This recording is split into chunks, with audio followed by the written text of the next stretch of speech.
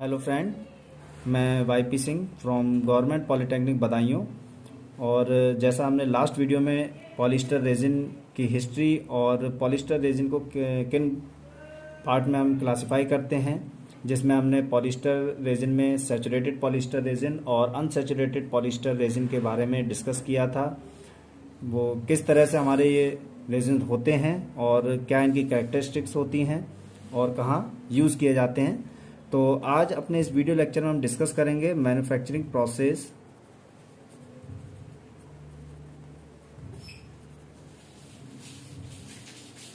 Of polyester resins, जिसमें सबसे पहले हम बात करेंगे मोनोमर प्रिपरेशंस की, जिसमें सबसे पहला हमारा ग्लाइकॉल्स को हम क्या करते हैं, जिसमें हमारा 1,2 प्रोपिलीन ग्लाइकॉल जो है वो as a raw material use होता है और जिसे हम प्रोपिलीन से फॉर्म करते हैं। ठीक है, तो CH3CH CH2OH ये क्या हमारा 1,2 प्रोपिलीन ग्लाइकॉल। ठीक है, इसी तरह हम HO CH2 CH2O CH2 CH2OH ये क्या हमारा डाई एथाइलिन ग्लाइकॉल, और इसको हम एथिलीन ग्लाइकॉल से फॉर्म करते हैं। ठीक है, ये हमारे क्या हो गए ग्लाइकॉल्स। इसके बाद मैलिक एनहाइड्राइड को हम बेंजीन वेपर और एयर के साथ में कैटलिस्ट का यूज़ करते हुए एलिवेटेड टेम्परेचर लगभग हमारा 450 डिग्री सेंटीग्रेड रहता है, जिसमें हम मैलिक एसिड प्रोड्यूस करते हैं और मैलिक एसिड से हम हीटिंग करके फ्यूमेरिक एसिड को फॉर्म करते हैं। तो HC⋯CH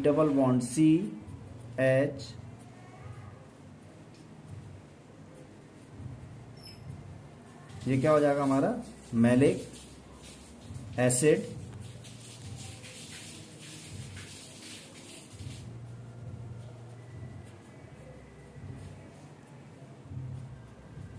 और ये हो जाएगा हमारा फ्यूमेरिक एसिड।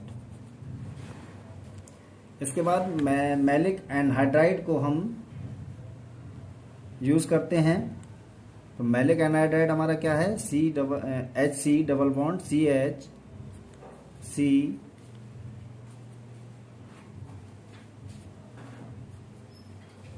ये क्या हमारा मैलिक एनहाइड्राइड। मैलिक एनहाइड्राइड के साथ साथ हम पैथेलिक एनहाइड्राइड का as a raw material use करते हैं और पैथेलिक एनहाइड्राइड को हम नैप्थेलिन से फॉर्म करते हैं। ठीक है, इसके आगे सैचुरेटेड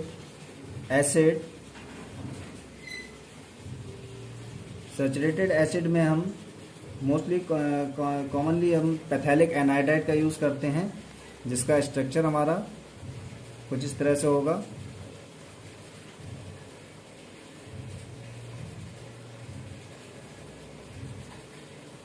पैथेलिक एनहाइड्राइड। अब बात करते हैं इन सभी मोनोमर से हमारी जो मेन रिएक्शन है वो किस तरह से कंप्लीट होती है। तो chemical reaction of unsaturated polyester resin. तो सबसे पहले क्या हमारा CH3 CHOH CH2OH, ये क्या हमारा 1,2 propylene glycol, CHC double bond O double bond CH C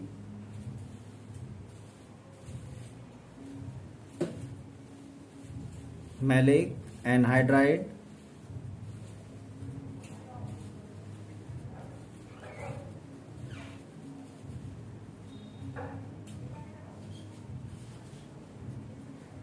और ये क्या हो जाएगा हमारा पैथेलिक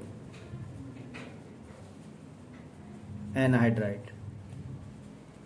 ठीक है, इन तीनों को ही हम क्या करेंगे, मिक्स करते हैं लगभग 150 से 200 डिग्री सेंटीग्रेड टेम्परेचर पर, और रिएक्शन जो है वो अप्रॉक्सीमेटली हमारी 12 आवर्स तक कंप्लीट होती है। और यहाँ से हमें क्या फॉर्म होता है, अनसैचुरेटेड पॉलिएस्टर रेजिन।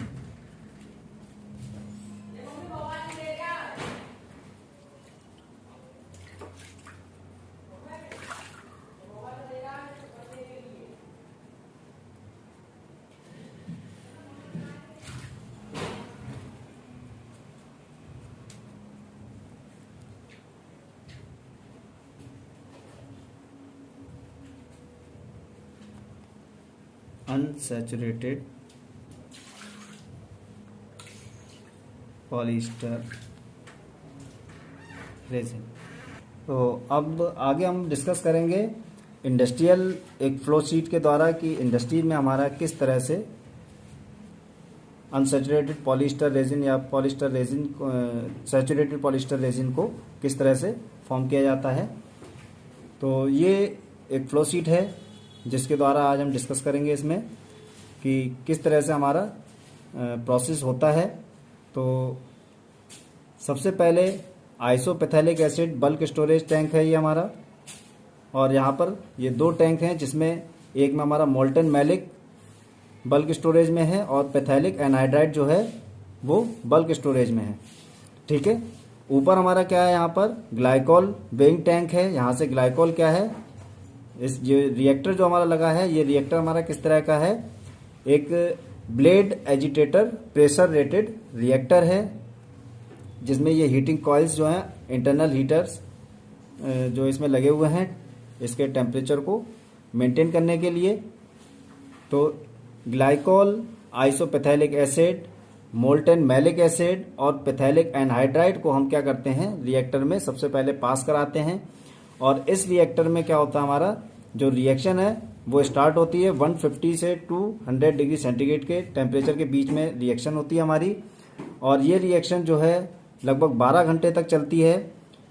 और इस रिएक्शन में जो हमने रॉ मटेरियल्स लिए हैं उनका मोलर रेशियो जो हमारा क्या रहेगा, 1:2 propylene ratio, maleic anhydride ratio, phthalic anhydride is 1:1 ratio 0.67 ratio 0.33। ठीक है, यानी कि 1.1 हमारा क्या रहेगा, 1:2 पॉलीप्रोपिलीन रेशियो, 0.67 क्या है, मैलिक एनहाइड्राइड रेशियो 0.33, ये हमारा क्या हो जाएगा, पैथेलिक एनहाइड्राइड। इस मोलर रेशियो हम क्या करेंगे, इनकी रिएक्शन कराएंगे रिएक्टर में। रिएक्शन कराने पर क्या होगा कि इसके साथ में हमारे कुछ अनरिएक्टेड मोनोमर्स भी होंगे या साल्ट होगा, और उसके साथ में क्या है, कंडेंसेशन जब रिएक्शन हो रही है तो वाटर क्या होगा इसमें से एज अ बाय प्रोडक्ट हमारा रिलीज होगा। और इसको हम क्या करेंगे, फ्रैक्शनेटिंग कॉलम में ले जाकर इसको फ्रैक्शनेट कर लेंगे। अनरिएक्टेड जो हमारा साल्ट है उसको हम वापस रिसाइकिल कर देंगे, और वाटर को यहाँ से क्या करेंगे, डिस्टिलेट रिसीवर से कलेक्ट करके इसको थर्मली ऑक्सीडाइजर में भेज देंगे। इसके बाद यहाँ से जो हमारा मोनोमर फॉर्म होगा, यानी कि यहाँ से जो हमारा अनसैचुरेटेड ये पॉलिस्टर रेजिन जो है वो फॉर्म होगा। उसके साथ में क्या होगा, पोटेशियम हाइड्रोक्साइड जो है वो एज अ एसिड फॉर्म होगा। और इस एसिड की जो प्रेजेंट होगा इसमें हमारा वो 1 ग्राम रेजिन में 1 मिलीग्राम प्रेजेंट होगा। ठीक है, और ये रिएक्शन हमारी तब तक चलती है जब तक कि इसमें जो एसिड नंबर है वो हमारा 25 to 50 ना हो जाए। ठीक है, जैसे ही इनके बीच में हमारा एसिड नंबर आता है, रिएक्शन को हम क्या करते हैं, स्टॉप कर देते हैं और जो हीटर हैं उनको स्विच ऑफ कर देते हैं। और इसमें जो जाइलिन कंटेंट अगर हमारा प्रेजेंट होता है या जाइलिन कंटेंट हमारा इसमें मिलता है, हमें फॉर्म होता है, तो उसके लिए हम क्या करते हैं, उसको बॉयल ऑफ कर देते हैं, बॉयल ऑफ कर दिया जाता है। इसके बाद ये ड्रॉप वाल्व है, डायरेक्ट हम यहाँ से भी यूज़ कर सकते हैं। फर्दर हम इसको मोल्डिंग के लिए हम क्या करेंगे, इसको एदर ब्लेड एजिटेटर रिएक्टर में ले जाते हैं, जहाँ पर हम हीटिंग कॉइल की जगह आप क्या यूज़ करेंगे, इंटरनल कूलिंग कॉइल्स। इसको हम क्या करते हैं, ठंडा करते हैं। और ये हमारा कैसा है, स्टायरिनेशन टैंक कहलाता है।